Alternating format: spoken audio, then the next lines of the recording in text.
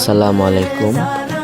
আগামী 14, 15 এবং 16 ডিসেম্বর রোজ রবি, সোম এবং মঙ্গলবার হযরত সৈয়দ শাহ সুলেমান ফতেহ গাজী বাগদাদী রহমাতুল্লাহ আলাইহির পবিত্র উরুস মুবারক। হযরত সৈয়দ শাহ সুলেমান ফতেহ গাজী বাগদাদী রহমাতুল্লাহ আলাইহি ছিলেন একজন বিখ্যাত সুফি সাধক। তিনি ছিলেন হযরত সৈয়দ শাহজালাল রহমাতুল্লাহ আলাইহির একজন অন্যতম সফর সঙ্গী এবং 360 আউলিয়ার মধ্যে একজন। ওনার আসল নাম ছিল সুলাইমান এবং উনি ইরাকের বাগদাদ শহরে জন্মগ্রহণ করেন। উনি শাহ ফতেহ গাজী নামেই বেশি পরিচিতি লাভ করেন।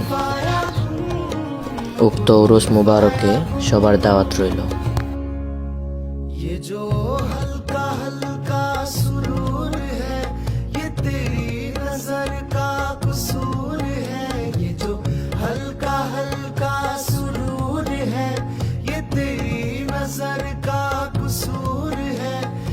शराब पीना सिखा दिया, ये जो हल्का हल्का सुरूर है, ये तेरी नजर का कसूर